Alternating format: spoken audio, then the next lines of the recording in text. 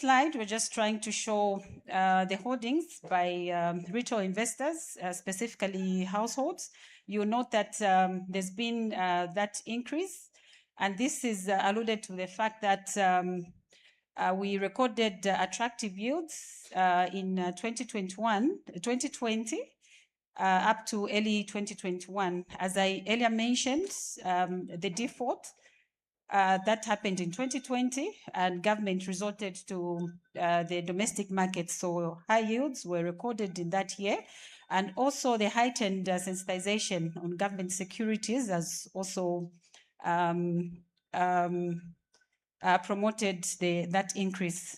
Lastly, one of the initiatives in terms of market development, that is the introduction of the investor portal in the year 2023, has also supported the increase on the side of household investors. I thank you. I'll hand you over to my colleague on the export proceeds tracking framework.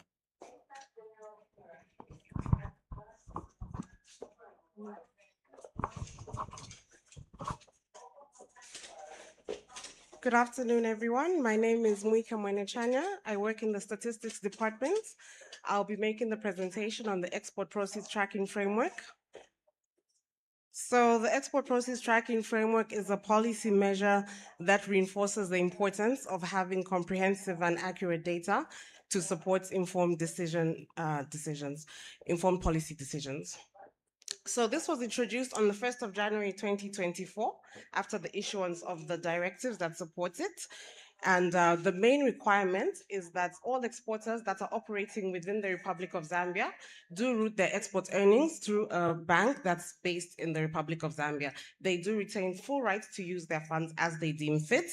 And for the framework to work, we've used 3 key systems. The first one is the electronic balance of payment system. This is where we record our financial transactions. So commercial banks are interfaced with the Bank of Zambia. And then we have 2 other systems. Their Scooter World system. Our Scooter World is where we record all customs. So all the trade data comes from this system. And the last system we have is the smart invoice system. This is an invoice system. It's also run by the Zambia Revenue Authority, and this allows us to track services transactions. So the electronic balance of payment system as the core system was upgraded this year, and this was to support the growing data needs and the growing policy requirements under the EPTF. What has the EPTF helped with? So it's helped us to significantly enhance the accuracy and comprehensiveness of our external sector statistics.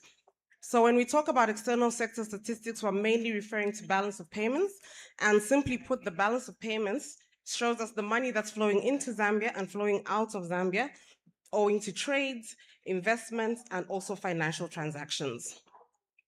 Lastly, it's also an important policy tool to help us with oversight. Without good data, you cannot have proper oversight. So it gives us oversight of cross-border transactions and helps in curbing illicit financial flows. So here we're highlighting what we've achieved so far. In 2024, we managed to record 11.2 billion, and as we're getting more and more data in 2025, this moved to 11.8. We recorded an increase of 5.4%. This year, we've already recorded 8.7 billion worth of exports, and we'll probably close the year around 15 billion. In terms of what we're seeing, we're also recording total receipts. So here, not only do we have our export receipts, we're also able to show the receipts from services and receipts that we receive from investments and other flows of funds. So it's the globe of the EBOP system. We've also been able to increase this. So when we started last year, we had, in 2024, we had 20.7. Last year, we were at 24.3 billion. Before implementation, we were below 15 billion. So that just speaks to the fact that we're able to record much more transactions. We've recorded a total of 10 billion more from before the framework. Lastly, we're also doing reconciled export receipts where we're able to do linkages between what we see in the customs with the direct payment in the banking system. So in terms of the benefits, as the data needs have grown, we've onboarded more players. We initially started only with commercial banks. We've now onboarded money transfer operators. We've also onboarded mobile network operators, and we've also started work on imports. So in order to meet up with these growing needs, we've introduced a scalable system. So the scalability means that as the data needs grow, the system will be able to handle data volumes without compromising the performance of the system. It also means that we've optimized our system architecture and the resource management that we have, which has resulted in faster processing of transactions. We're also able to generate uploads now. So we were able to get certain data coming through, but now we're also able to get this in bulk. And lastly, security, which is very important. We've enhanced our we've made our security protocols more robust, enhanced the mechanism for compliance for commercial banks to ensure that traders are comfortable with the data that's coming through, know it's secure, commercial banks and ourselves, that sensitive financial data is very secure.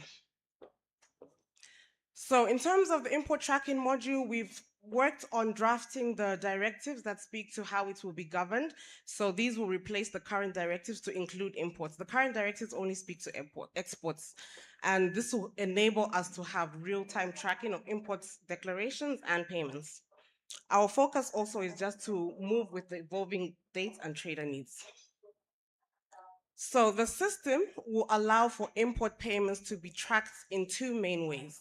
You can either have the import payments made through the banking system, in which you generate a reference number. Once that's generated, it will come to us, we'll be able to record it, or you can have an import arriving.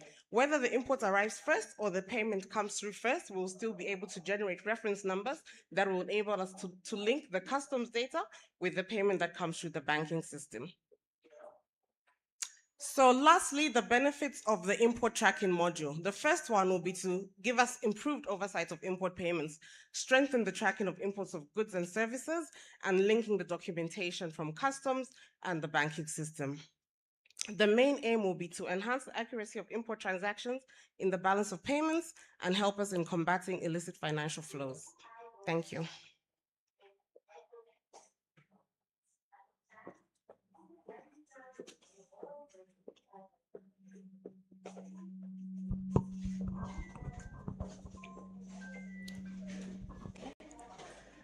Good afternoon, everyone. My name is Chulufia Kwenda, and I'll take you through our presentation. I'm representing the Prudential Supervision Department and Financial Stability Departments.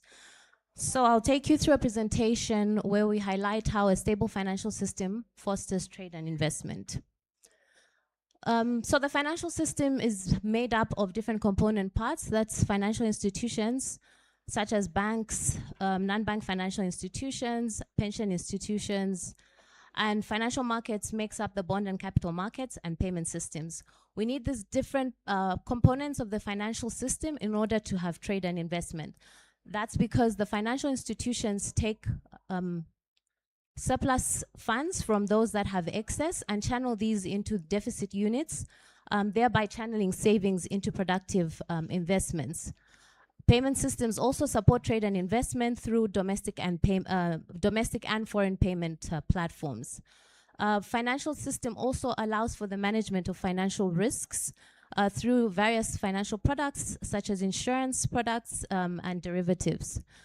The Bank of Zambia's role in the financial system is enshrined in the Act through its financial stability mandate. And this is done through both microprudential and macroprudential supervision. Microprudential deals with individual institution safety and soundness, and the macroprudential supervision mandate is to do with the entire financial system. So when we are dealing with microprudential, we're talking about the entire life cycle of an institution from market entry to exit. And the Bank of Zambia ensures that only credible and strong institutions are licensed through fitness and probity requirements, minimum capital requirements to ensure that institutions have sufficient buffers to absorb losses, and adequate corporate governance arrangements. On an ongoing basis, the bank ensures financial stability through on-site and off-site examination of the respective institutions. Where weaknesses are identified, prompt corrective actions are taken. However, in the event that these actions don't yield the corrections that are required, an institution may inevitably have to exit the market. However, this must be done in an orderly way to minimize disruption to the entire financial system. From a macro-prudential perspective, the bank conducts surveillance both at global and domestic financial level and links these to financial institutions. The bank then identifies key risks and vulnerabilities through stress tests that are conducted and then takes policy action. The Bank of Zambia has at its disposal macro-prudential tools that are used to curb the buildup of systemic risk in the system. The bank also ensures that in good times it's prepared for crisis. And importantly, the Bank of Zambia ensures that it communicates with the public the outcomes of its macroprudential activities through the Financial Stability Report. This is issued by the Financial Stability Committee, which is with membership from the Bank of Zambia, PIA, and SEC. This report is published twice a year, together with the Financial Stability Statement. These are available on the Bank of Zambia website. We spoke about exit of a financial institution from the sector. We want to do this safely. A key component of this is the deposit insurance scheme, which covers depositors up to 250,000 in the event of failure of a deposit-taking institution. This means that if an institution fails, depositors will be paid up to a coverage limit of 250,000 kwacha. This then prevents bank runs because institutions know that their deposits are safe. It mitigates the spread of these risks to the entire sector, thus safeguarding financial stability. Some of the key reforms that the Bank of Zambia has undertaken to safeguard stability are changes to the Banking and Financial Services Act, which expands the BoZ's regulatory authority and also has included the money lenders into the bank's oversight mandate. It also strengthens resolution provisions. Critically, the deposit insurance directives already alluded to issued last year, but there is an act in place for the establishment of the Zambia Deposit Insurance Corporation. Capital and liquidity rules have also been strengthened, thereby ensuring a more resilient financial system. Thank you.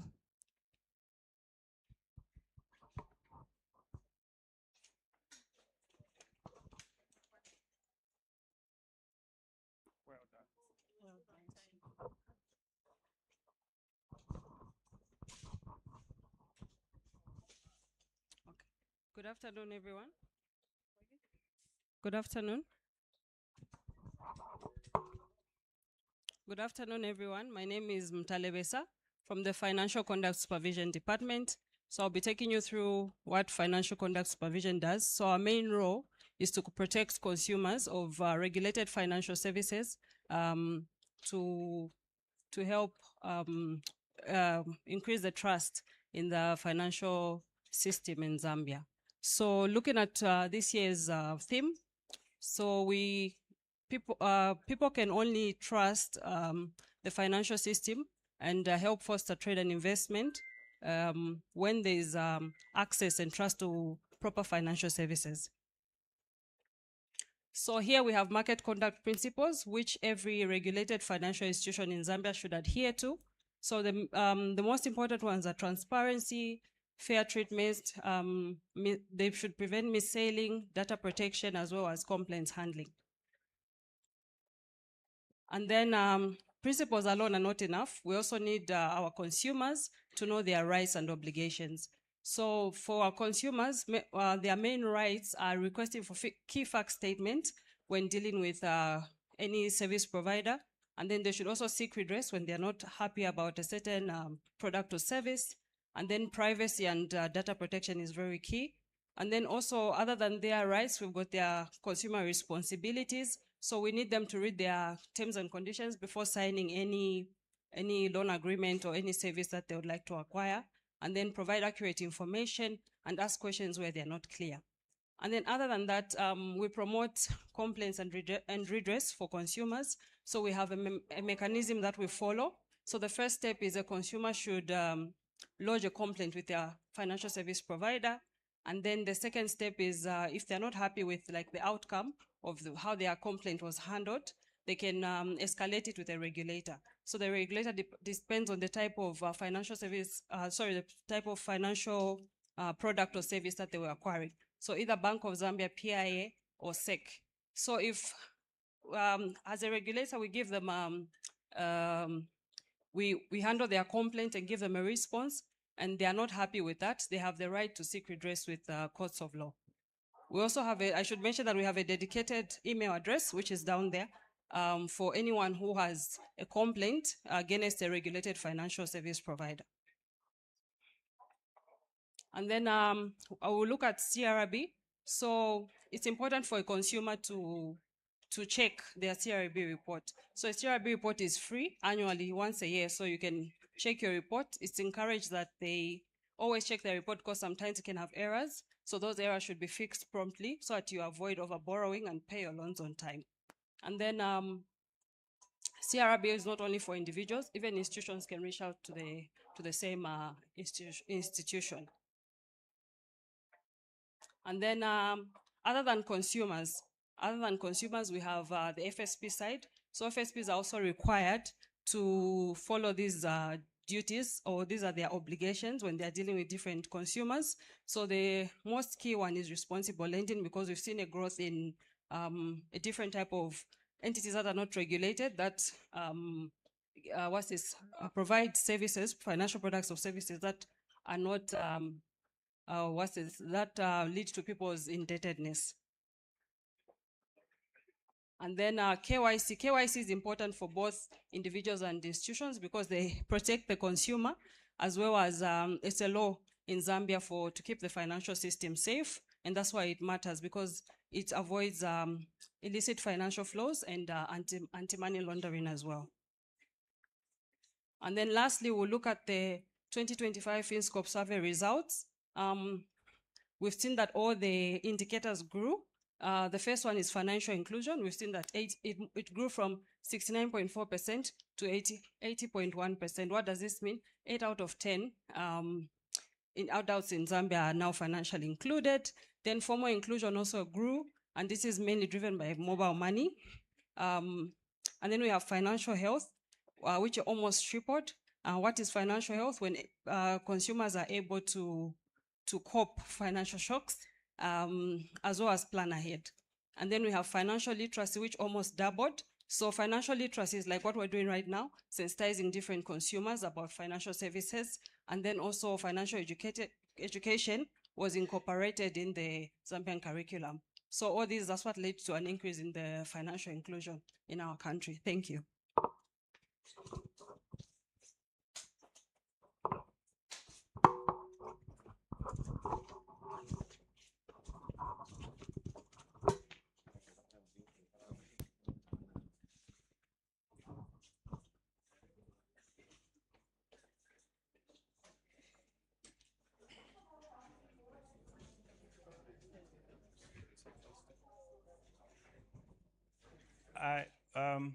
Good afternoon.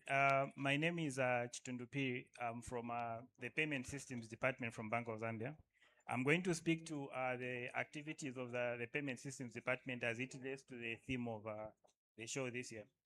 So, as in our interpretation of the theme, payment systems are enabler of trade and investment, as they allow individuals, businesses, and governments and the government to make and receive payments. So some of the objectives that we have in place to promote a safe, secure, and efficient payment systems, the ones you can see on the screen, but I'll just speak to the ones that are very specific to the theme for this year. So most importantly is first of all, any entity that is providing payment services need to be licensed and authorized to conduct such an activity.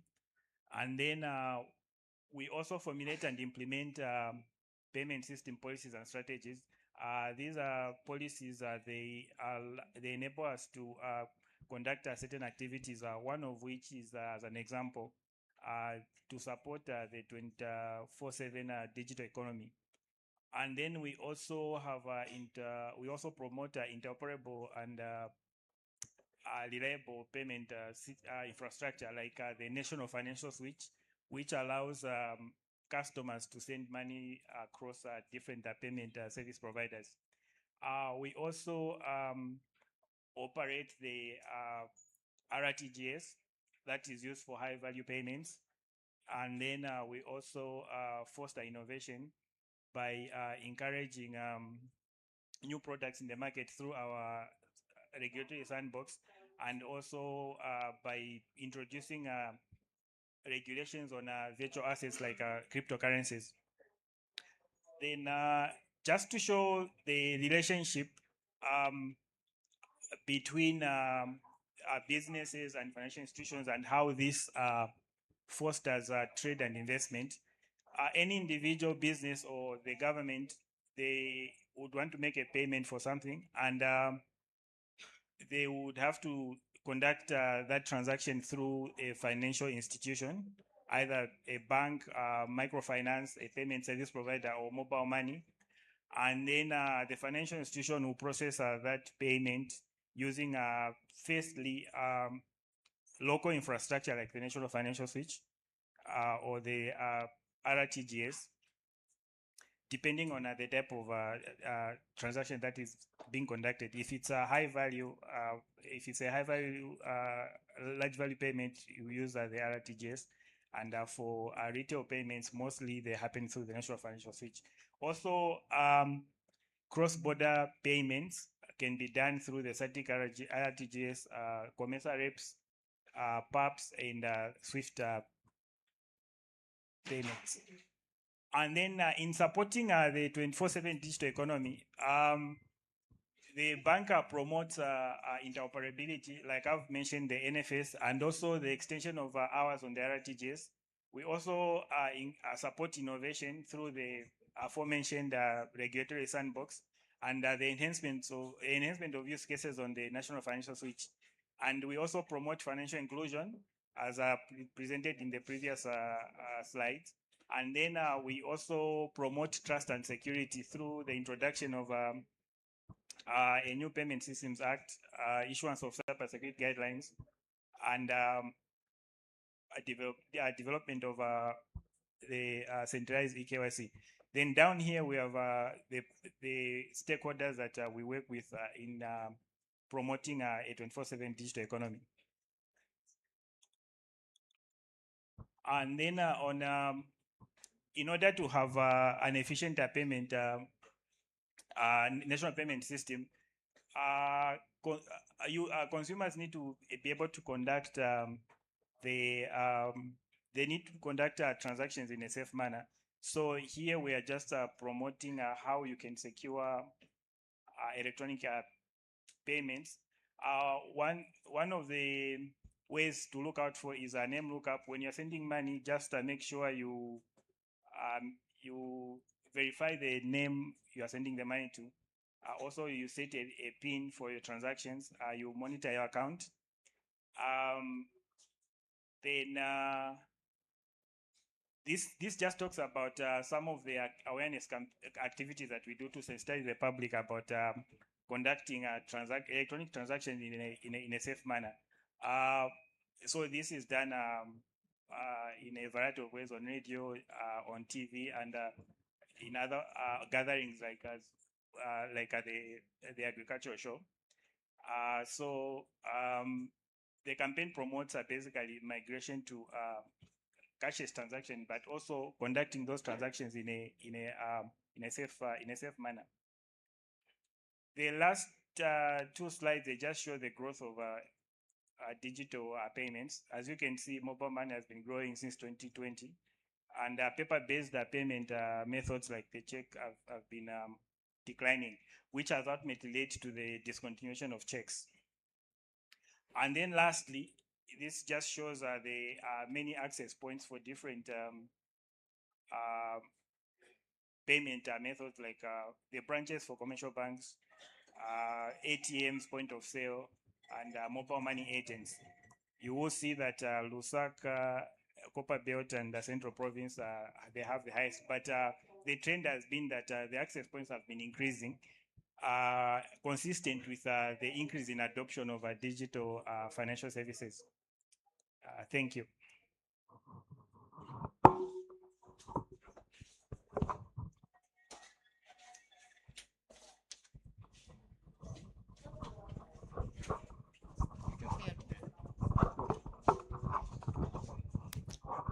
afternoon, everyone. My name is Chimuka Kasempa from the Banking and Currency Department. In line with the theme, we are showcasing the Zambian currency, which facilitates trade and commerce as a medium of exchange. The bank is committed to maintaining an optimal denominational structure that efficiently meets the payment needs of individuals and businesses in the high value, medium value, low value, and change transactions. On display, you will also see the evolution of the Zambian currency through the years. We also have our current family, which is called the Heritage Series, which was launched on the 31st of March 2025. We show the security features, public security features, which are recognized by 4 methods. That is the look, the tilt, the feel, and the check. If you hold your banknotes against a source of light, you will notice features such as the watermark. And if you run your fingers through the banknotes, you will notice that they are raised elements, and these were incorporated also to assist our visually impaired friends to identify which banknotes they are handling. By checking features such as the serial number and micro lettering, those are also security features. And by tilting, you'll be able to see certain elements or parts of the banknote will have movements in different directions, as well as the color changing elements. We are also promoting an app that is available for download on both Android and iOS. This app is called the Zambian Banknotes. I'll give a quick demo. Once you download the app and you open it, this is the landing page. It has 3 options. The series concept, which gives more information on our banknotes. We have the security features and a video introduction. Under the security features, when you choose this option, it will display the 6 banknotes that we have in our family. So if you're handling 100 kwacha and you would like to see what security features are incorporated on this note, you select the 100 kwacha. And the 4 methods that I mentioned earlier being the lift, the tilt, the feel, and the check. So if you select the tilt, for example, it will bring you to the features that when you tilt the banknote, they should be able to show you some kind of movement or color changing properties. So if you select it, it will show you the thread. So just try and move your banknotes. You'll notice that there's movement and color changes here. It's very important for individuals or users to be able to identify genuine banknotes because this promotes confidence and transaction efficiency. We urge members of the public to please handle banknotes with care so that we prolong the lifespan and we also have good banknotes in circulation. Those with soiled banknotes, torn banknotes, those with graffiti or any ink on the banknotes, please bring them to the banking system, return them so that you are given good quality banknotes, and this will promote transaction efficiency, thereby supporting trade and commerce. Thank you. Thank you very much, Chimuka. So there we have it. That is what we are exhibiting in our pavilion. At this point, we will have the question and answer session, and I will invite the governor to come up front, the deputy governor, as well as the directors who are present, to allow for us to take questions from the press.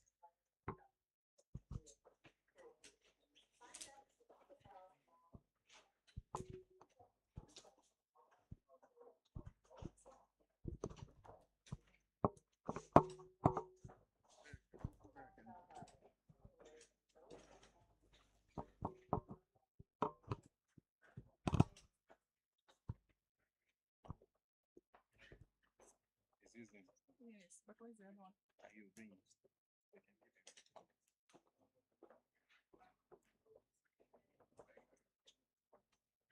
So at this point, do we have any questions from the press?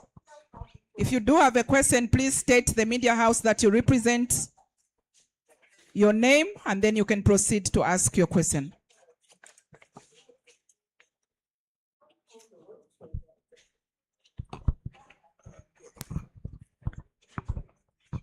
Good afternoon. My name is Elias from Movie TV.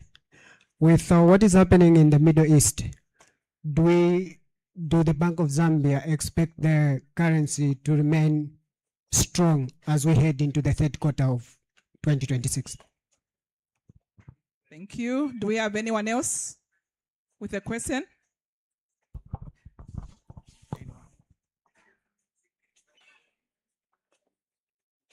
Anyone else with a question? I'm Comrade Derek Sinjela. I wear so many hats, but for this meeting, only one hat, that of Kwilanzi newspaper, Zambia. I'm worried about the Bank of Zambia not having a radical approach to saving the struggling financial sector in Zambia, because in my view, I think the regulatory procedures or documentation that are required for one to open like a company account are too bureaucratic. There's need for you with a competition from the mobile money people, because people now are putting more banking with mobile money, and you as Bank of Zambia are not sleeping in your job, because you need to ensure that us struggling businesses like newspapers are not restricted in terms of opening bank accounts. So you find that financial inclusion is being killed because of the bureaucratic, old-fashioned documentations that are needed. Thank you very much. Anyone else with a question? Good afternoon. My name is Kalunga Mwape from Millennium Radio. I have two questions. There's been a call for the Bank of Zambia to somehow go digital, looking at what has been happening in as far as the microfinancial institutions are concerned in terms of lending money. Of course, your recent report did indicate that civil servants are borrowing way too much. And then this is because they'll borrow from one microfinancial institution to another. And of course, we've seen that you've moved in to address this particular situation by wanting to ensure that you manage this issue. How far have you gone in as far as that is actually concerned, and in terms of digitalization to bring microfinancial institutions on board so that you can equally manage them? How far have you gone in as far as that aspect is concerned? Thank you very much. Anyone else before I invite the governor to come and respond? Good afternoon. My name is Alas from Benchmark TV. I've got two questions. My first question goes to the organization's Bank of Zambia. This is pertaining of recently after the notes were changed.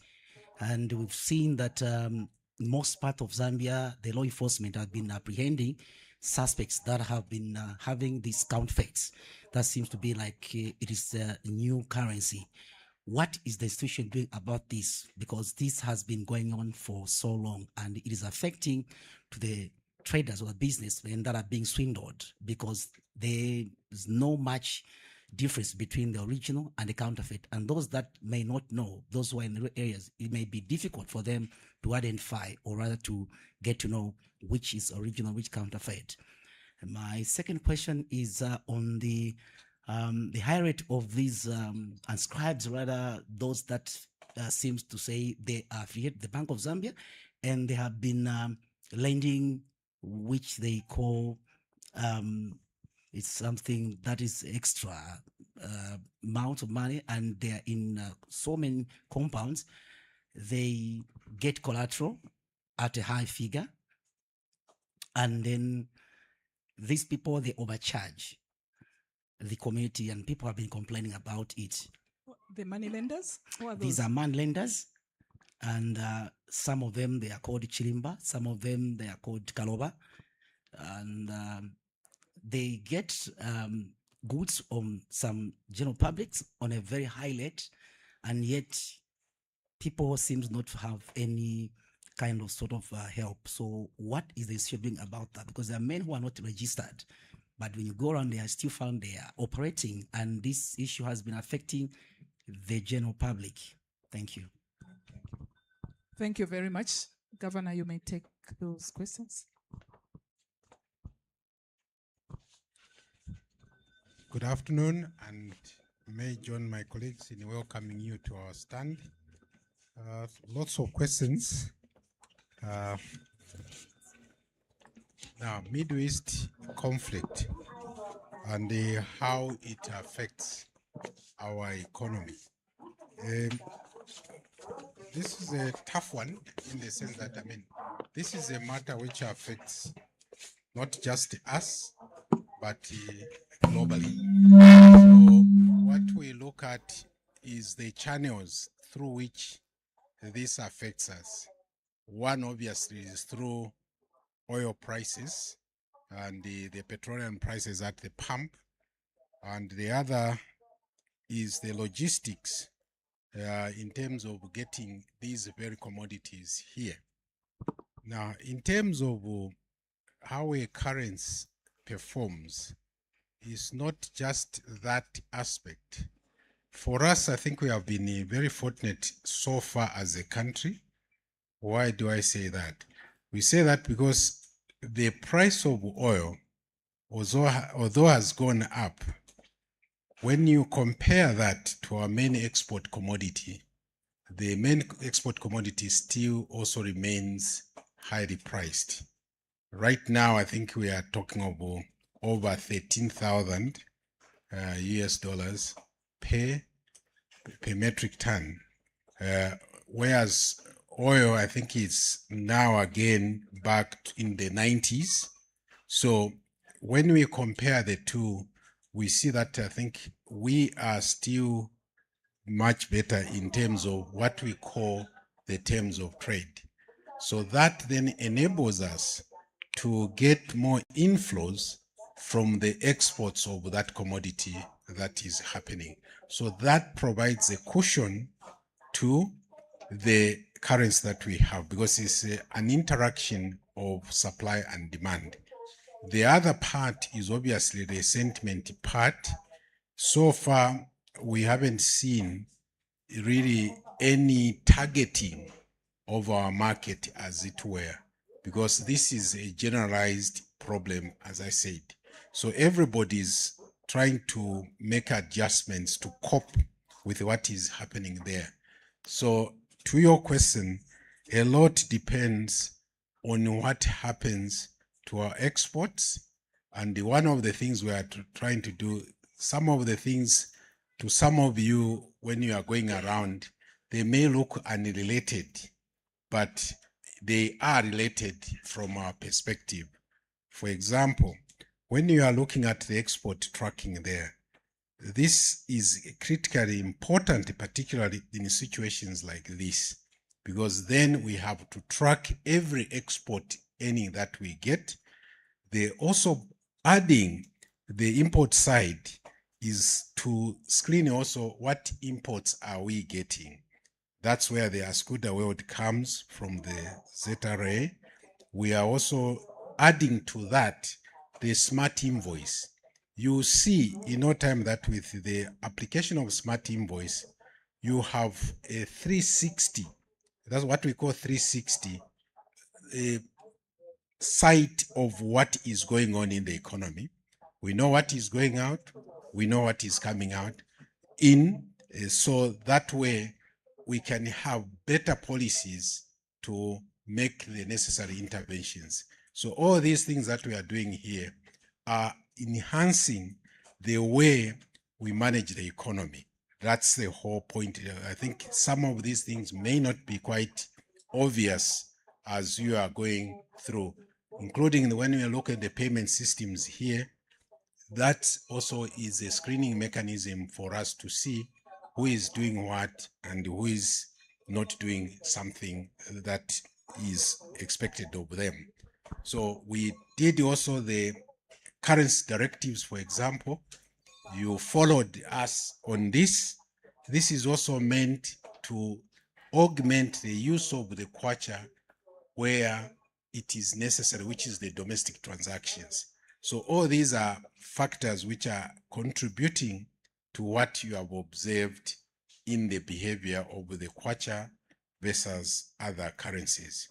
So it's a watch situation, because what caused it and the sustaining it is really not up to us. We are all on the receiving end of that. our hope and prayer is that reason will prevail so that this does not continue.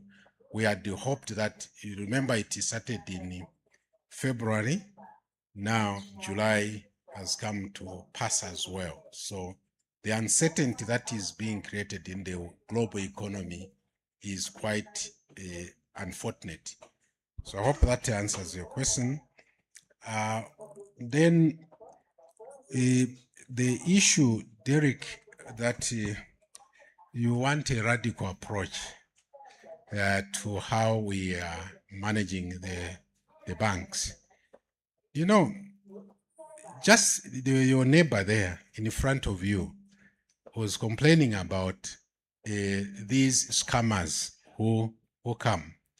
But on the other hand, you are saying that we should let the guard so that anybody can walk in and do what they want to do. That's the challenge, my dear. It's a balancing act.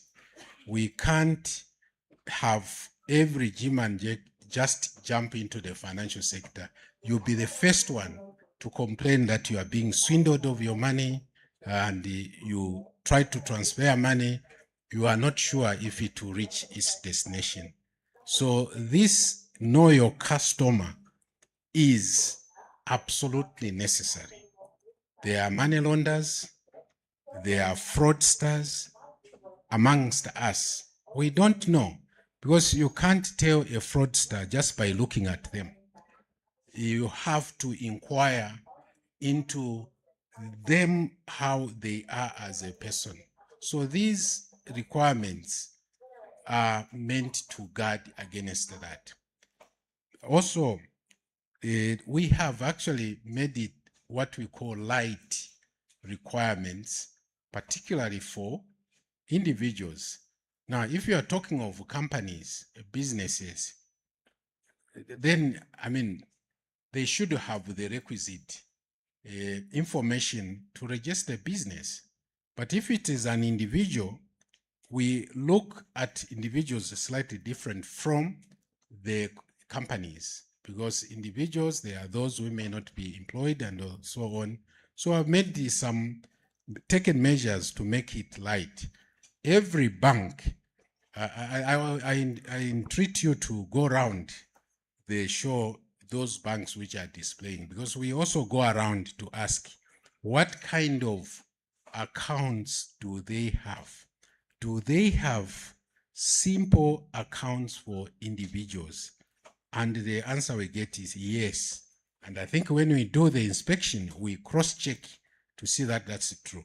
So if you want to prove that, please, I entreat you to go around and visit the bank stands around the show, just to ask them what kind of accounts do you open for individuals.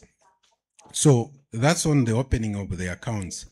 But when you say that financial inclusion has gone down, we don't know where you are looking at, because our recent survey, which actually was maybe shown in that corner by colleagues in the financial conduct and supervision, we were at 69.4% in 2020 for financial inclusion.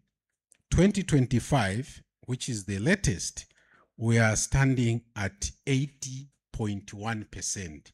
So I don't know if you don't recognize that that is an increase in that. But we haven't stopped in promoting financial inclusion, because we want it to even be higher. So part of the reason why we do what I'm doing here is also to seek your help in bringing to the attention of others that there is some information here that they can gain and be helpful in their operations. So financial literacy is something that we take very seriously.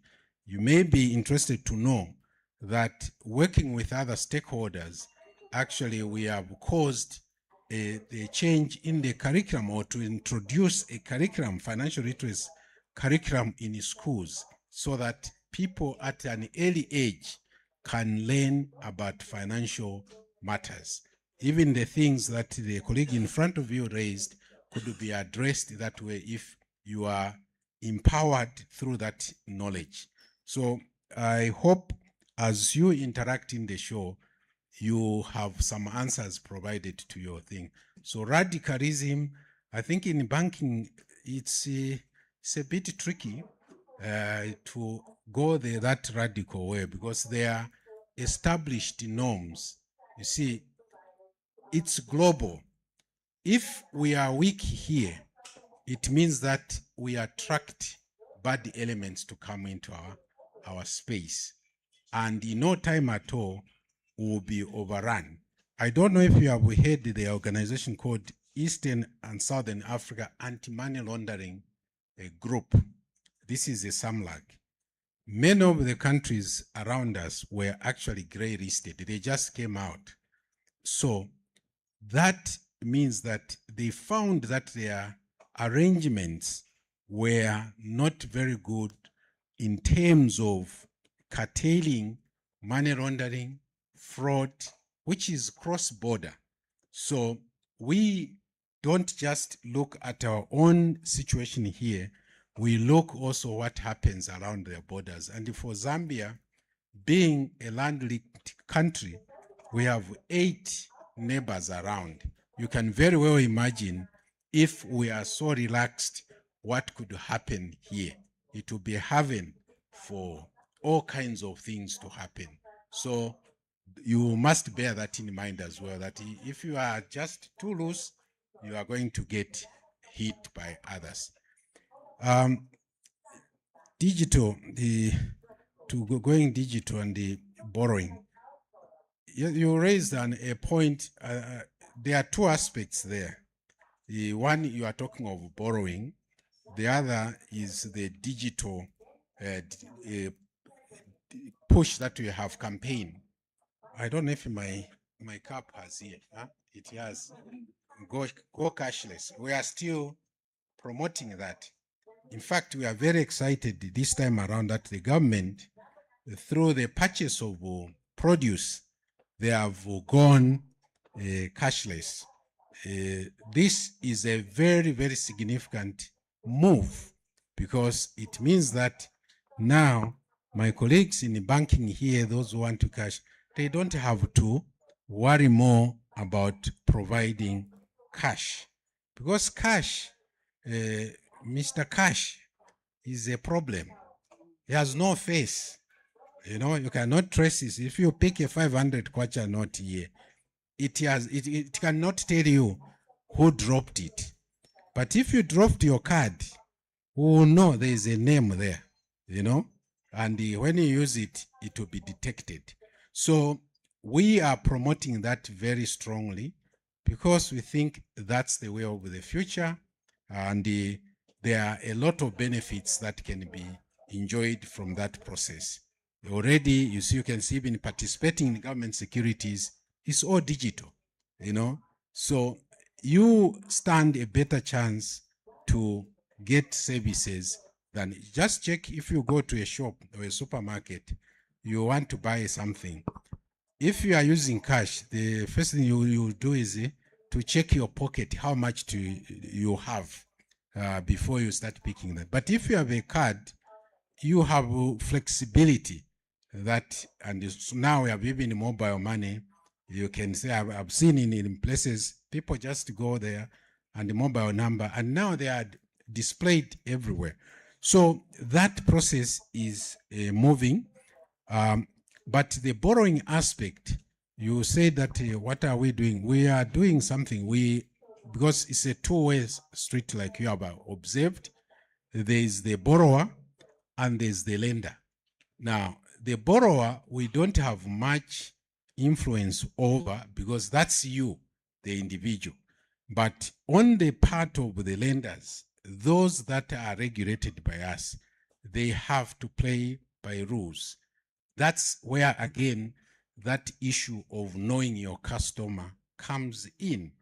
The lending institutions have to establish that they are lending this person not to overburden them, for one, and two, they lend with a view to get their money back. Because that money they are lending, if it's a bank, It's your money and I, because they lend from the deposits that you have put.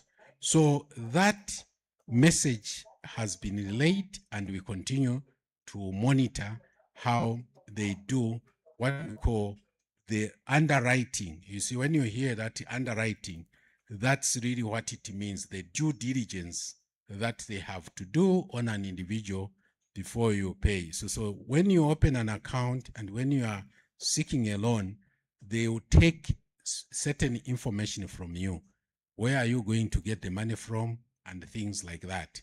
And then assure themselves that the money will be repaid and the money is coming from legitimate sources, that kind of scrutiny. So when we go into inspection, we check how do they can to put them in line with that. So it's working, but financial literacy also is supposed to help us to curb or encourage individuals to live within their means.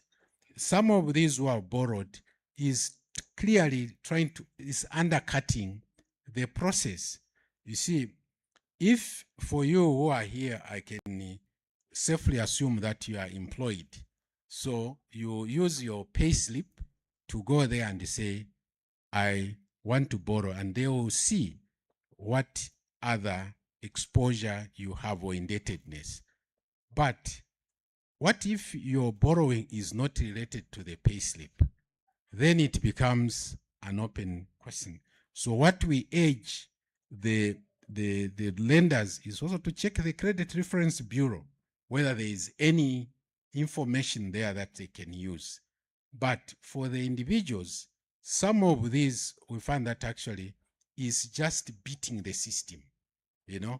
They know, that's why part of the reason we have done away with the checks, because what used to happen is that you write a check, you know that you have written a check, but you go, before the check comes in, you check your balance. Oh, I have money.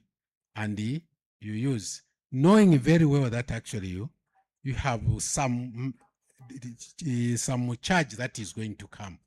That's really undermining the whole process. That's lack of integrity on the individual. So those are punishable offenses because you are actually trying to obtain money by force means, by false pretenses. So the criminal code is there, the penal code has already that as an offense. So, but we urge individuals not to do that because it's not right, Okay, I hope we have done justice to your question. Yeah, I haven't. So when you talk about the credit service bureau in itself, because adherence is very little, and that's the reason why I asked to say, what are you doing? Because I know there's a proposal for you to regulate even micro financial institutions that are lending out money. Yes, how are you moving to ensure that they adhere to the credit bureau in itself? Because adherence is very, very low. And this is the reason why one person will borrow from one microfinance institution to another, to another, to another, to another. Yes. No, I think you have to make a distinction here. You see, it looks like what you are talking about, these are what you call in money lenders. So the money lenders, they were not regulated by the bank. They are regulated by the Ministry of Finance, the Auditor General's office. Not Auditor General, Accountant General's office. That's the office. But there have been amendments to the Banking and Financial Services Act. They now come under the ambit of the bank. So we are working on the modalities of transitioning those to this. And definitely once they come, they will find well laid out procedures of doing that. So we'll be able to regulate them. So there is now what you may say in our language, regulatory arbitrage, where someone takes advantage of the gray area between the supervisory areas. So that's why I think they also cheat on the people that they are registered. So usually when you hear that, you think they are registered with the Bank of Zambia, when in fact not. So that we have seen is a problem, and it's going to be addressed. And also which leads me to the question the other person raised about these scammers and all that.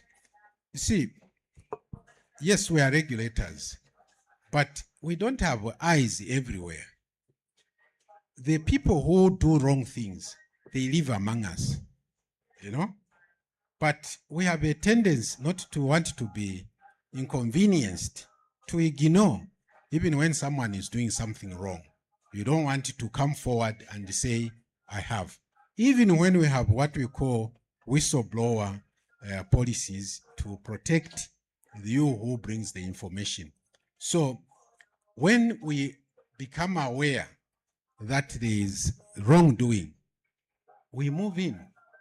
We have seen DEC, and recently actually we are pleased to announce that we have seen some of those actually convicted, you know. But you see, the way this happens is very tricky, because some of those who have obtained money and feel they benefited from them, they start protecting them, you know. We have had running battles when we go in and they try to say, no, what are you doing? You are taking away our investors. Until they lose. You see, in all these schemes is trust which is abused. You go there firstly because you trust that you get this. And it's abused because the other person takes you for a ride, and he takes you there, gives you this, knowing very well that what they're offering is not genuine. So this fight is not just a fight for us, it's a fight for society. So when you see something wrong, report and action will be taken. But if you harbor and hide these people, then it becomes a problem. They do what they are doing because that's not what the law says. You see, if you are aggrieved in a regular financial institution and you go to court, there are very clear rules of what the financial institution can do, you know. But in those, they are the judge and the jury at the same time. You know, they convict you and you are charged. You say, no, if you argue, it's double. You know, we have heard people actually, they have had to put a hand over someone's mouth. Don't talk anymore because it keeps rising. Each time you say something, okay, it has gone up. Until someone says, no, stop it. Because, and they have very ruthless collection methods. But regularly, the supervised institutions, they don't resort to that. So that's where financial redress also comes in this space. So let's work together. And Chilimba, you see, it's different from that, you see. Chilimba, the way we understand it is that you change, it's a closed group, okay, where you take turns. This month is you who benefits. But even there, we've seen some dishonest people. When it's their time to be paid, they are very happy, they collect. Now, when it's time to pay their friend, they disappear. They suddenly don't have money. I'm sure some of you have experienced that. You know, that's dishonest. You enjoyed when it was your turn. Now your colleague, your friend wants to enjoy. You say, no, you can't do that. Let me take this opportunity also to clarify, because there were some earlier reports to say that the bank, through the Banking and Financial Services Act, is going to clamp on the village banking circles. Far from it, because these are closed user groups, okay? By closed user groups, we mean that it circulates and operates among people who know each other. Now, if you are being called to join a group where you don't know anybody, that's a telltale sign. You know, you are being recruited to do that. You should join a group where you know the people who are in the group. Don't rely on said, no, even this one benefited. The trust I talked about is being abused, because you look, oh yes, this is he benefited. And what they do, they lure you. In the first stage, they will give you what they promised. Then you get used. I think you all watch some of these on social media where someone is passing, put a phone, you get 2 phones. You put something, you get it. So now you get very comfortable. Now you put in everything. And that's when they strike. That's what they do, these pyramid schemes that we are talking about. So please guard your hard-earned money. Okay, now counterfeits. There are 2 aspects there, you see. One, you see, when you hear reports of counterfeits, don't jump to the conclusion that now things are really bad. There are more things being imported. Far from it. In fact, it points out that actually people are able to detect that this is not the real thing. So when she's showing you this, we have put in the hands of you, the user of the money, a lot of tools to use to detect. And that is working to us that when we hear more people are being caught counterfeiting. These notes, yes, the counterfeiters have also raised the bar in terms of how they do this. But I can assure you, these notes are hard to counterfeit. There are different stages of scrutiny. At the very elementary level are some of these things we are talking about, because you don't have the magnifying glass or even the, what do you call it, the microscope. But the app, those who are able to download that app, is free. You see features you don't see. The note looks like it's nothing in there, but under that, the app, you see a lot of features which are there.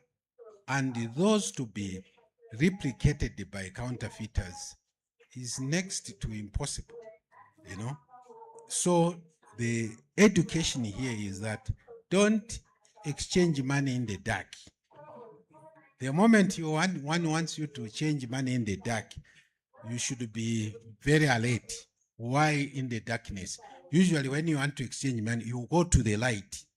But if someone is pulling you in the dark area that, you know, it's okay here, be suspicious, you know, because money, you want to take it where there is light so that you can see. So we think that these notes have proven very difficult to counterfeit. Obviously, there are some who get very near that, but when they bring that money for scrutiny to us, we are able to tell, because there are other tools that we have to cross-check that. Now, I said there are 2 things. The other is the education, which we are saying that we rely on you also to send that message and help individuals. So personal education is very, very important. Sometimes, you see, the people who lose the most are the ones who have limited money. Why? Because you want to make more from the little that you have, and in the process you get swindled. You lose double. So please don't get into that. I'm not meaning you. I'm meaning those who are listening to me here who could be victims of that. I think those were the questions which were raised. Thank you very much, Governor. Do we have any further questions? 1, 2, 3.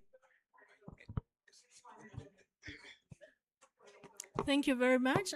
Governor, my question is on Kombo Kachemba from the Zambia Daily Mail. My question is on the reserves. I think from the presentation, we heard that there's a steady flow of foreign currency. So I just wanted to find out, do we see the reserves growing beyond the current 6 billion? What's your projection as the central bank? And then my second question is on inflation. I think we've seen the inflation tilting towards the lower target band. The question that usually arises is that what if it falls below the lower target band? What are the repercussions? Maybe the central bank can provide insight on that. Thank you.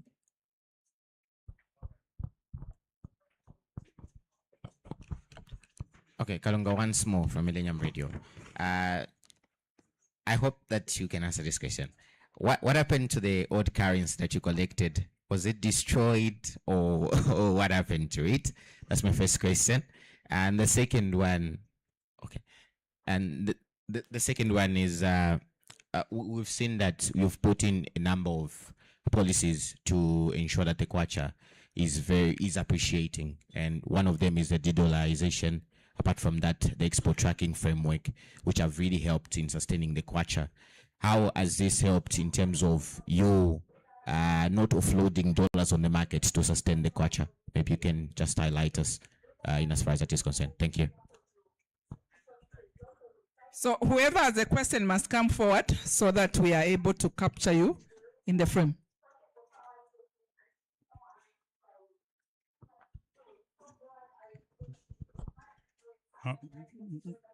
Good evening, sir.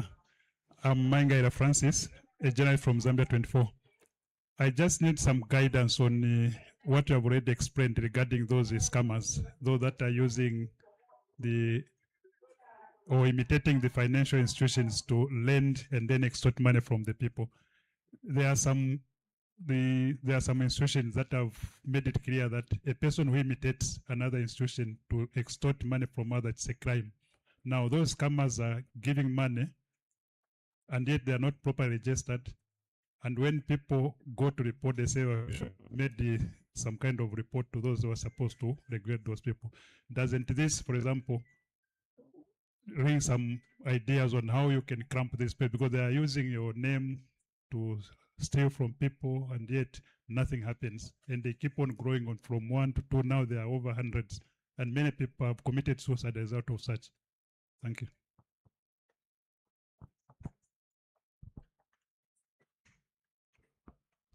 Thank you.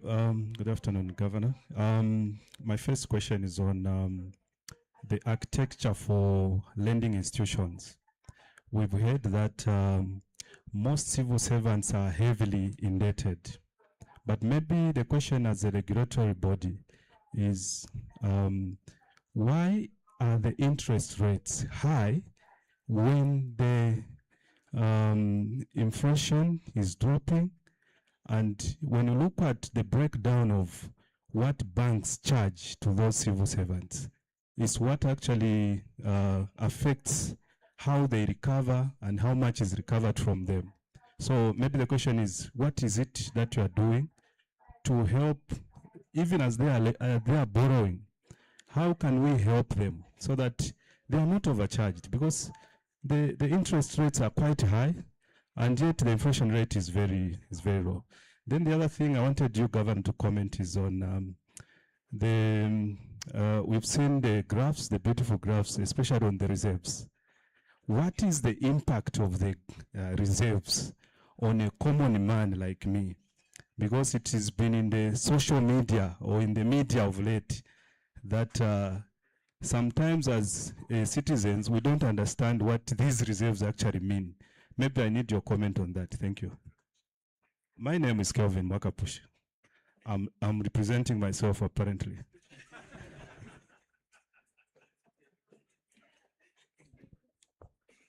Good afternoon, Governor. Alfonso is my name from Power TV or Power FM. Alfonso Kasongo is my name from Power FM. Yes, Governor, though my other question has been taken on the National Reserve about what we was secreting on the social media. Having said that, Governor, I just want to maybe to find out from you if you got statistics in terms of how much you've mopped up in terms of counterfeit notes. Thank you.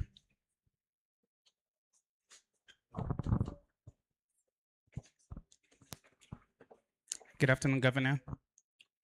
Kizito from Prime TV. We are going to elections, and there's a lot of coverage, and some of it quite sentimental and negative, and we need to have investor confidence. As a bank, what is your role, and how are you ensuring that your playing field is not inclined to any political position? Thank you. So this is the last round. Do we have any further questions? Anyone else who has not asked? I see none. Governor, you may proceed to respond to those questions. Thank you very much. I thought we had done justice to the issue of reserves at the trade fair. It's coming back. Okay. You know, the reserves are real. You see, we have shown you the graph, which you appreciate. Thank you, I appreciate the graph. It shows, you see, somebody told me, if I may allow me to tell a story, because some people are nervous when they come across these graphs, tables. But you see, even in the manufacturers of phones, which we use, it's easier to tell how whether your battery is full or not, but through bars, right? So it makes it easy for you to tell. So equally there, when the mountain is big, it means that there is more in that. Now, why do we how do we use reserves? You see, the very first question which was asked earlier was on the impact of the Middle East on Zambia. How would it affect the budget? Now, when you have war, certain things don't operate normally, right? Certain channels get closed, and you even borrowing from somebody may become very difficult because certain things are simply not working. So when you have reserves, it means that you can, using your resources, get what you need to get, which you don't have locally.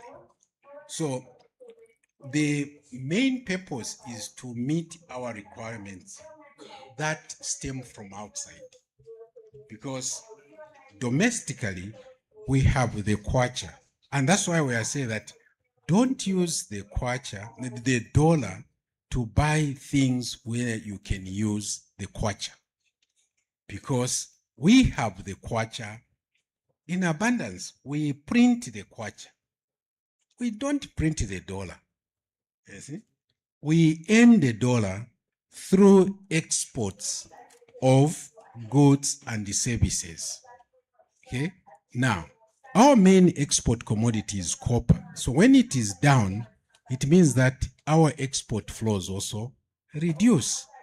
But our appetite or our needs, let me put it that way, to get foreign goods, oil, for example, if today we say that we don't have money to pay for oil that we import, you'll be the first to say, what is this government doing? What are they doing? Where were they? You know? So we keep that. Remember, there when you are seeing the chart, it's also presented in terms of months of import cover. What that means is that if, for example, today, nothing comes in, based on what imports we know, we should be able to survive up to that time. It's like when you have a meal in the home, when you look at your bag of meal, you assess how long can this take us? Huh? You even become very, if it is lowering, you get very jittery, you know, that no, you are eating too much in Shima here. Can you reduce? Because you are thinking of where you get the money to replenish that, isn't it? So look at it that way from the countryside. It's a bag of minimum we have. How long can it take us if, for example, all the milling plants close? No one is producing any minimum anymore. That's how you should look at it. Now, I can survive with this. Now, how does it affect you in the short term? It's indirect, it's not very direct that it comes. One, we get the imports that you use. If we import fuel, who benefits in the end? It's all of us, isn't it? You have come here, you have driven, someone drove you if you are not driving yourself, you got on a minibus, you got on a motorbike, all those use diesel or petrol, which we had to import. Now, behind the scenes here, you don't see that there are these activities going on. We are doing, as we are sitting here, there are colleagues in the bank there who are processing these demands. The banks will come and say, I have a client who wants to import this part, even the car part, who want to import, you want a phone. These phones, many of these are not made here, right? You import them. You don't know where the foreign exchange comes, isn't it? The banks are doing that on your behalf. So when we have high levels of reserves, people get comfortable that no, they are okay. It's just like when you want to borrow something, if they know that you can pay back, they'll be very comfortable to lend it to you, right? Isn't it? So equally, see, when you have high reserves, those who want to deal with us, they know that there is no pressure. You know, one of the ways to talk whether there is pressure is there any black market around? You know, in the past, we used to have this Katondo Street. I hope you know where Katondo Street is. Maybe you have forgotten it now because it's not active.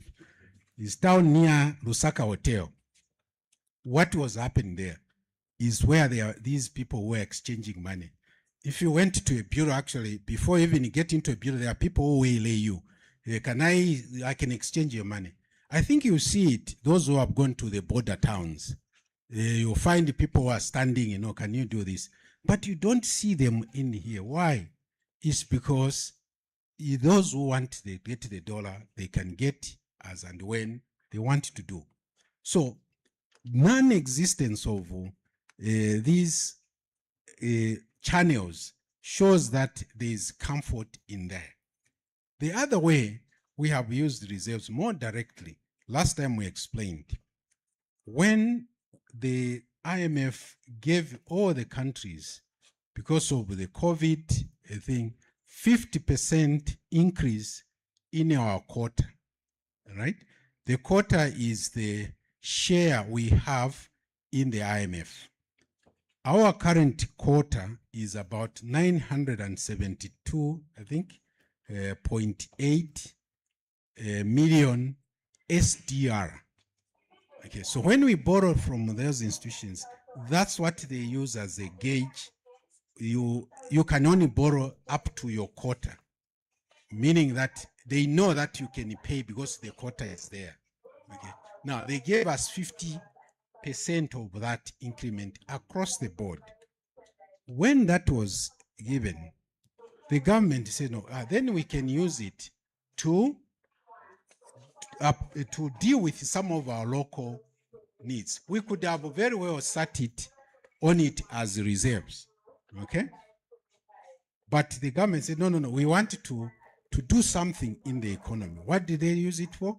They recruited teachers, economy. They came to the bank and said, no, can you give us kwacha? Remember what I said at the beginning? We have the kwacha, right? So we bought that money from the government and said, okay, so you take the kwacha, and they kept the reserves this way. So you can see there's a transformation here from the foreign currency to the local currency to support a domestic aspect. Now, when the reserves are at the level they are, and the government is managing its fiscal position very well, as we have seen the deficit coming down, what happens? The government now also is able to provide resources in areas which were not there before. They provide for free education, for example, work, cash for work, social transfer has been increased. This is because you are comfortable with this, and the cooperating partners are also supporting us that.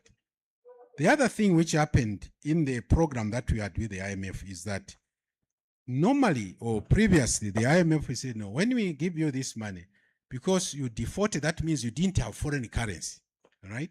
So when we give you this, keep it so that you can meet your external obligations, okay? But we negotiated. You said, no, but we can't just keep all this money for reserves when we have other pressing needs. So, okay, what are you proposing? What you propose is that, no, 50% of that should be used to support the budget. Again, these social cash transfer, these cash for work, and the support to agriculture in terms of the FISIP inputs, the purchase of maize and other products.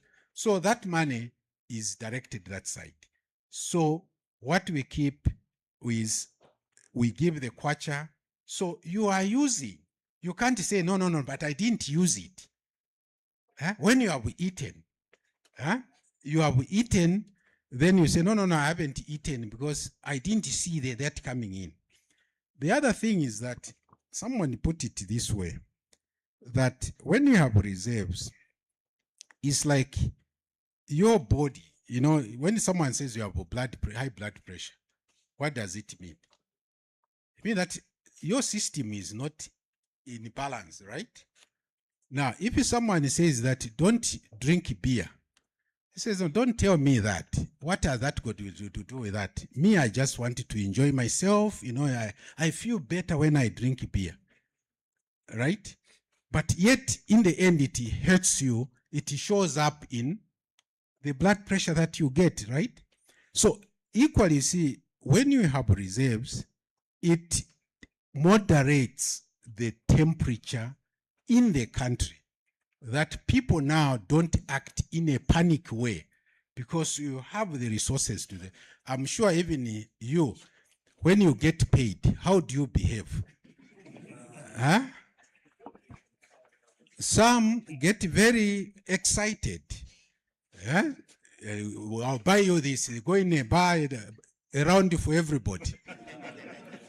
But some get very, they put up a face so that they are not asked. You know that this one has got money.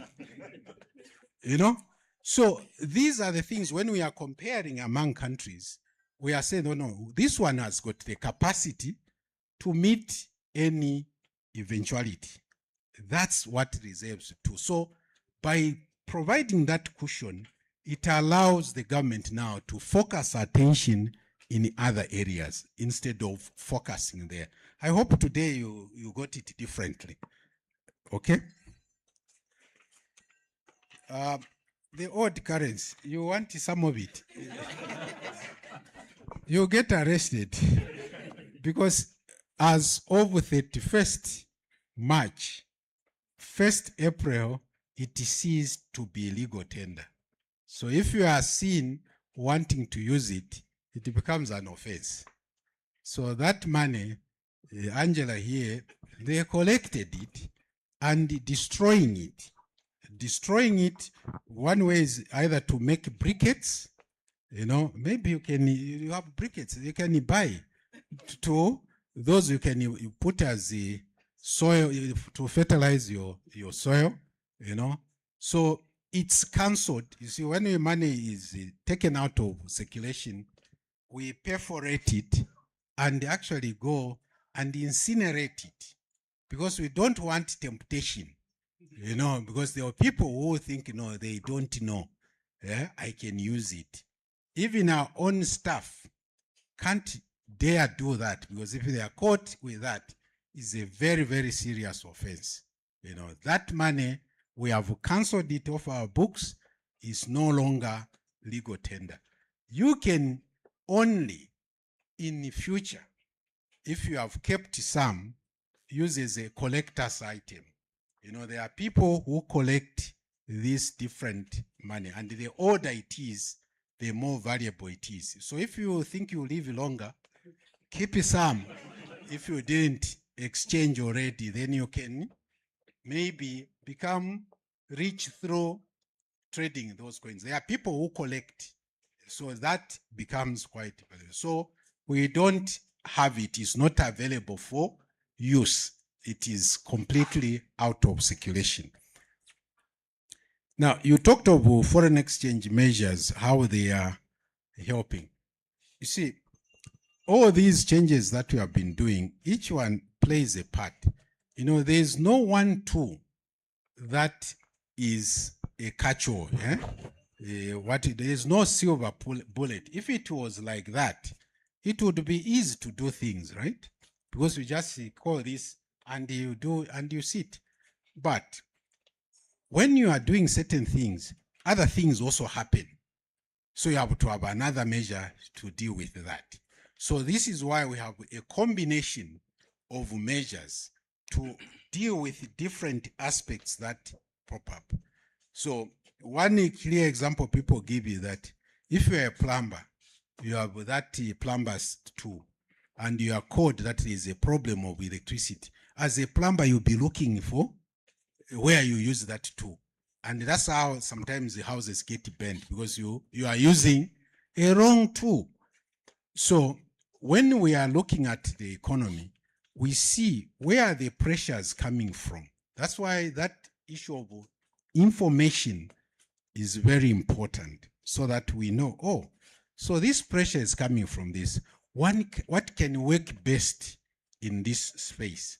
And then we devise a policy to deal with that, other things, so which will demand another policy. So that's why you say, no, but when are you going to stop making this? You can't stop, because it's a dynamic process.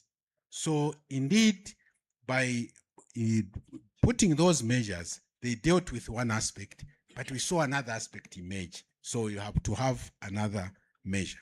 Now, the focus is not so much to have the kwacha appreciate.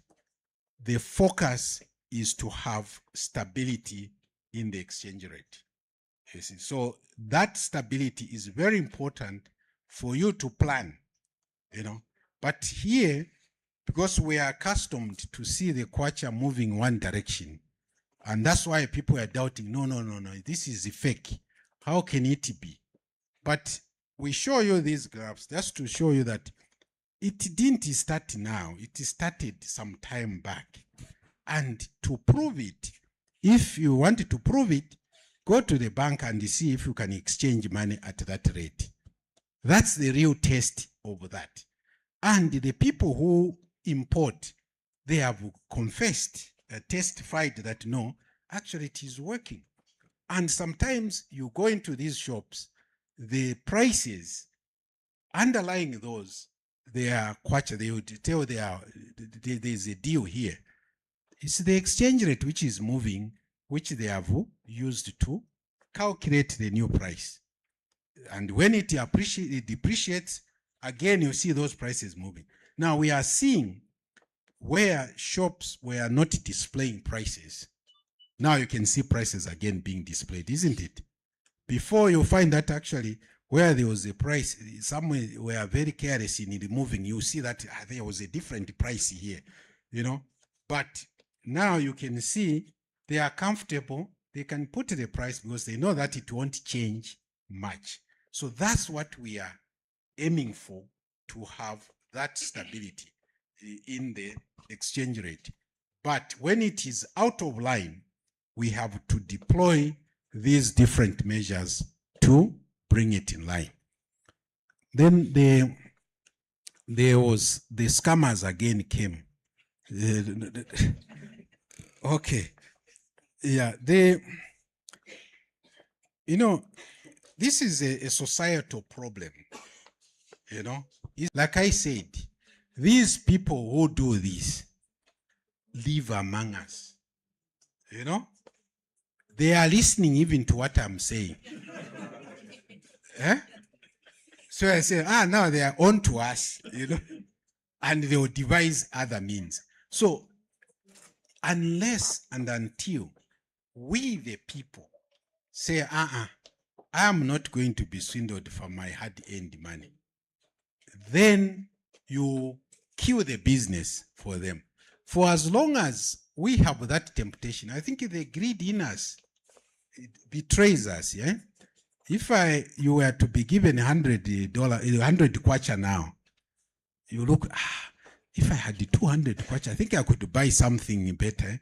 And some guy who is, they are psychologists, they can tell this one, I think is a good candidate. Or they may have seen you being given. You say, no, can I, you see that what you got, actually I can double it for you. And your attention is immediately attracted. So how? You just do this, and he starts to say, no, look, let me try it for you. Those, even those who trade, you win, they let you win. It's just like if you go to a casino, the house never loses. The house always wins. But you be given the impression that, you are winning. Yeah? Then you get a little bit, you are encouraged. You go and buy a drink. Yeah, you see me, I won. But it is just lowering you. At a critical point, you lose everything. So it's that temptation which we have. And that's why these people thrive on that, because there is that feeling that, if I do this, I could double. We have seen, I'm sure some of you may have experienced, your nephew or even your child comes and give me this money, then he takes it or she gambles it out and he loses. Some don't even want to come home, because they are scared what will happen to them. But some will come and they fake a problem, then they store it from me. How? I told you how to keep your money very carefully. So this temptation that we have is not only for people who don't have much. Even big guns, they lose money because they also want to make more money, but they don't make as noise as we do. They know how to take care of them. They will take you to court or hire people who deal with you so that you don't cheat. So really it's a societal issue that we must deal with. Now, the way to do it also is that if scammers, you are saying that, they walk away, they go and tell somebody else that that's the problem. See, like I said, sometimes our officers, the law enforcement officers, they do all the work, they investigate and find the evidence and take it to court. And the person is released, and then they start laughing at you. You see, what can you do? So that emboldens, it makes them bolder to do wrong things. So this is why that financial education, we do it for all stakeholders. And like I said, we are now seeing the court system is also responding by jailing people and giving these stiff punishment, so that you set an example that if you do this, we will go after you. So it's a combination of these stiff punishment and also being proactive on our part so that we don't fall prey to these things. Okay? Then Kelvin asks interests, why are they high? I think the borrowers, maybe that's why they are. The interest rates are determined by a number of factors. Yes, you mentioned inflation. That's very true. It affects that. Also, the policy rate that we have does affect that, plus a whole range of other factors. Now, the banks, get their money. That is, when I say their money, I mean their money as an institution. is not as much as the money they lend out. You see, the principle of banking works on the premise that when I put money into the bank, she puts money into the bank, he puts money. The analysis they take is that not all of us will go to withdraw that money at once, all right? So what happens in the time that they have the money? They can lend it out. That's why banks also don't lend long term, because they still have to be mindful that this one would come and get my money. So that means that they have to make this money quickly to be able to pay back. And when they have lent out, there are things also they put what we say collateral. That's why they will come to you, what collateral do you have? All this. So they will go for your very price things because they don't want you to default, you know. So now, when these changes happen, it takes time to make those adjustments. It's like, for example, if you get a raise in your salary, would it be easy to reduce it? Huh? You go to war, you know. So this is stick. They are fast going up, but stick coming down, you know, because there are all these risky analysis that they undertake and all that. But what we say is that we stay the course. If inflation continues to be coming down, the deficit continues to be managed very well, and the exchange rate is stable, then you start to see these coming down. But if the expectation is that tomorrow it could go up, they'll wait. I think my colleague there explained that, you know, when you are dealing with the policy rate, there are three options that we have, right? One, you could leave it where it is, because if you think it's temporary, these changes which are happening are temporary, you can ride them up. But if you think they are pushing the inflation up, then you take action to curb that. But if it is going low, then also you take the action to lower the rate so that people get some benefit. So equally, the banks look at that, this change, is it for real? Is it going to last long? If it's not going to last long, then I'll wait, you know? So this is why long-term stability is extremely important, because then we'll remove that excuse that things are not going to change. So coming from an environment where things were very unstable, we are still locked at the high rate. Those suspicions are still playing around, but our resolve is to continue maintaining inflation low within the target band. Then they will have no excuse. So it's something we as well are concerned that the rates are still high, but we understand some of the reasons with that. But sometimes we shake them up, you know, can you do something? You know, they will do something, but not a whole lot, because if a bank collapses, it's not the same thing as a company, an ordinary company, because it will take all of us with it. So that's why it is looked at very carefully. Then I think I explained the reserves. Alfonso, you also reserves. I hope I dealt with your thing. So counterfeit notes mopped. Do we have a figure? I think security is not here. Do you have? Not off the cuff, but what I recollect from the annual report, and I would encourage you to also read the annual report, because we do publish these statistics. I think from our annual report, it's just about 10,000 pieces for the whole year. And if you compare to how much genuine banknotes that we issued, because that's how you actually check whether it's a threat, it's a real threat or not. It's actually insignificant. That's all I would say, but I would encourage you to go and check the annual report. The statistics are available. Thank you very much. So these reports which we share, that's why we bring them here too, so that you can, following this, you can cross-check some of these things for your own comfort. Then Kizito, I wish I could say politicians shouldn't say certain things, but unfortunately, they are political leaders. We can't stop them.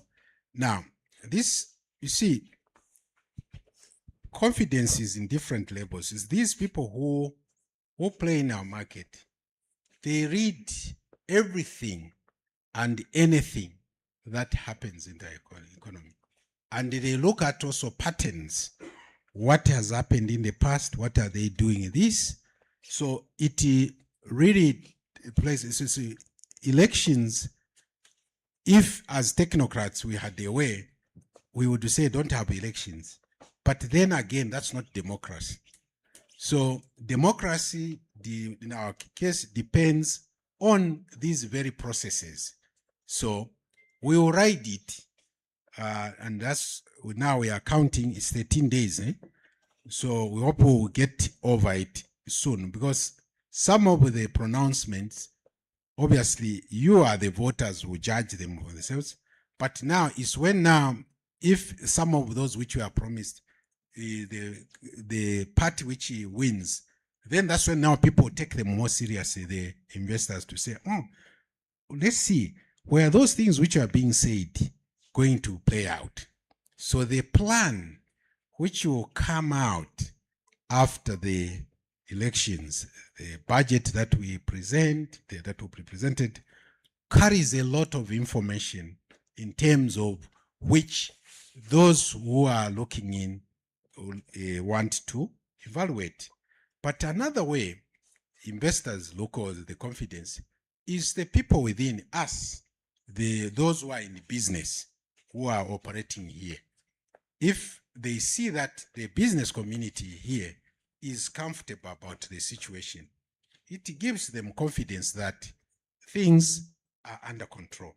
Because these players, the messages that you exchange, you disseminate, they evaluate, they analyze all that. So they are able to tell this is not real, this is real, and then we watch out. So for us, how we support this system, it's like what we are doing here now. We continue to do what we do all the time. That's the way we counter these things, because we do our job as mandated by the Constitution, by the acts that we deploy. So if we are deviating from that, then there will be cause for concern. Now, talking of doing what we do, well, I have some news for you. You may have picked it, some of you who have ear to the ground, but we haven't announced it yet.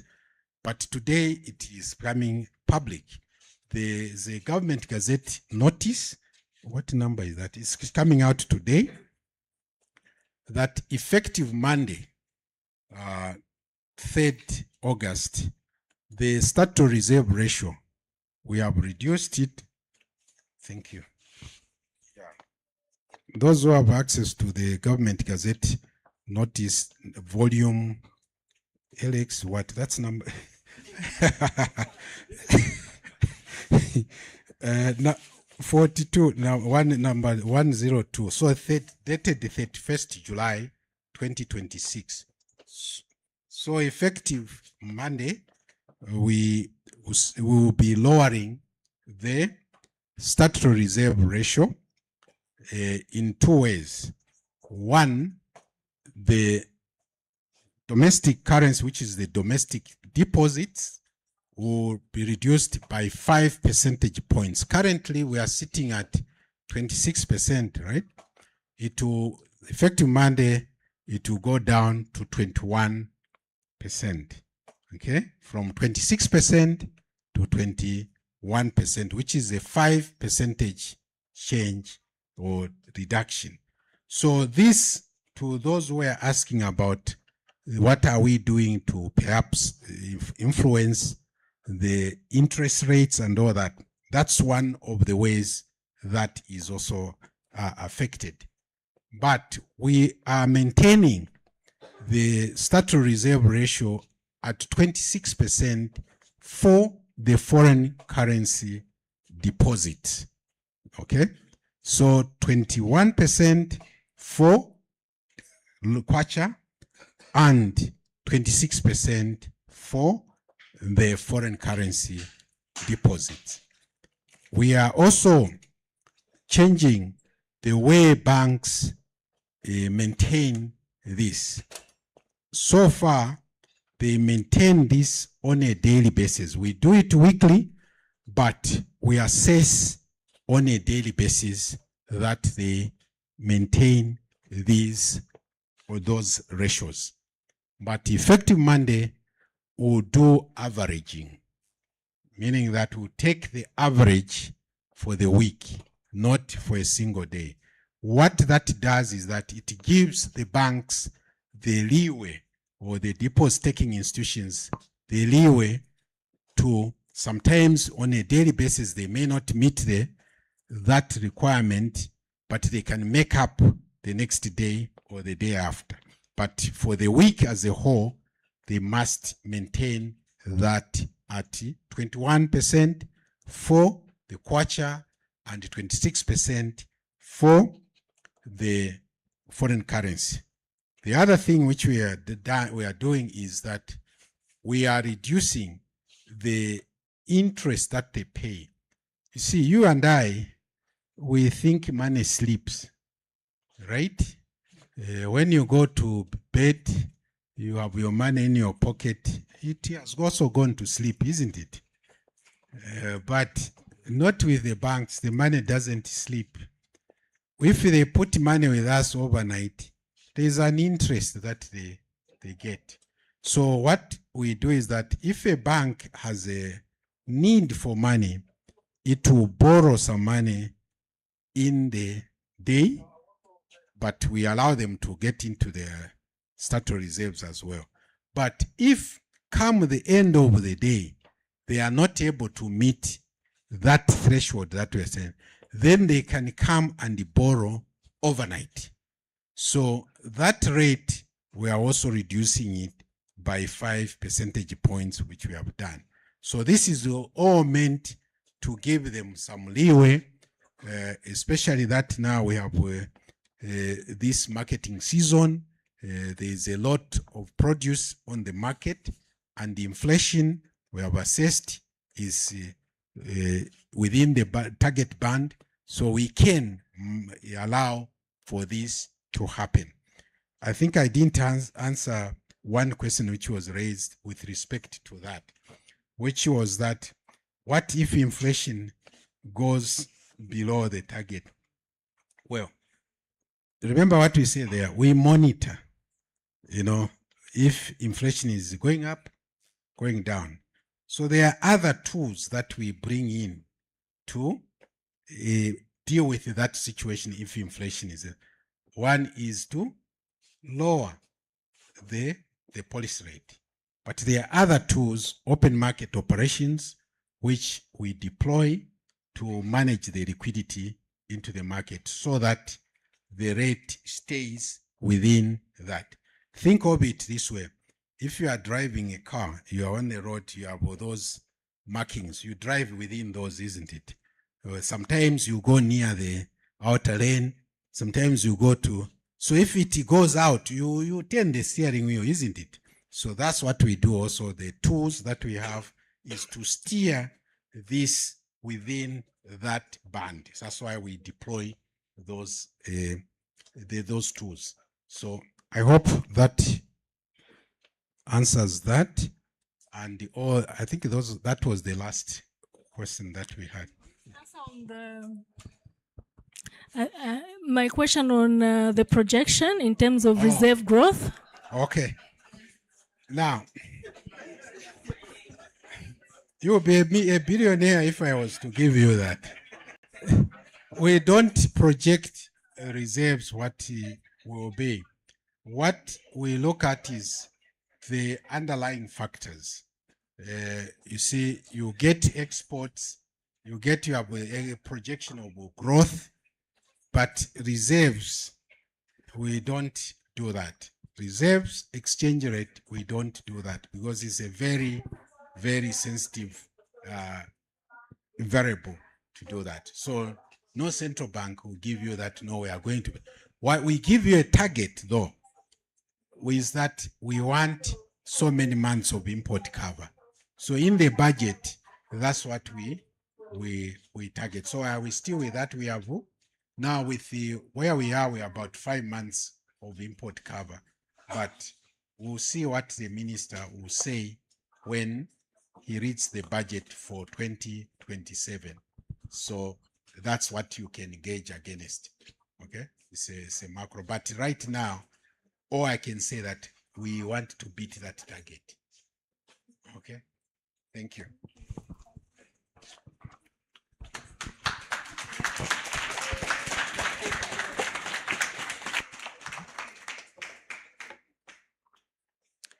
Thank you very much, Governor.